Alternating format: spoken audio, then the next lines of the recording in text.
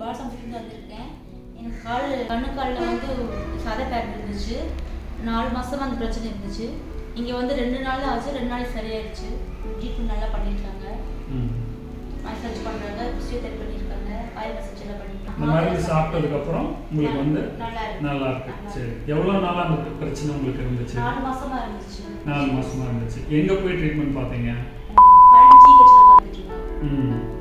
பார்த்ததுக்கப்புறம் பார்த்து உடனே ஊசி போடுவாங்க, டேப்லெட் தருவாங்க, அப்படியே சரியாக போயிடும். இப்போ பாடு திரும்ப வருது, அதே பிரச்சனை வலி வருது. அதுக்கப்புறம் என்னாச்சு? அதுக்கப்புறம் வலி நிற்கவே இல்லை. வேலைக்கு போயிட்டு வந்து பயங்கரம் உடச்சிட்டு இருந்துச்சு. அப்புறம் எங்கள் அத்தை அவங்க கூப்பிட்டு வந்தாங்க.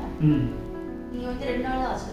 முந்தானத்துக்கு வந்து இன்னைக்கு முந்தானத்துக்கு வரப்பே 90% வந்து வலி சரியாகிடுற மாதிரி. 90% உங்களுக்கு வலி ஃபுல்லாக குறைஞ்சிருச்சு. இப்போ எப்படி இருக்கு உங்களுக்கு? இப்போ நல்லா தான் இருக்கு, நல்லா இருக்கு. சரி, ஓகே.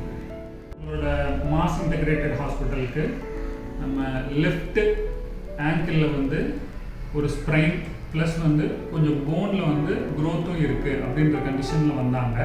ஸோ பாஸ்ட் ஒரு 3 டேஸாக வந்து இவங்க ட்ரீட்மெண்ட் எடுத்துகிட்டு இருக்காங்க. ஸோ 90% ஆஃப் ப்ராப்ளம் வந்து க்யூர். இவங்க என்ன பண்ணுறாங்க அப்படின்னு பார்த்தா ஒரு வாட்டர் கம்பெனியில் ஒர்க் பண்ணியிருக்கோம்.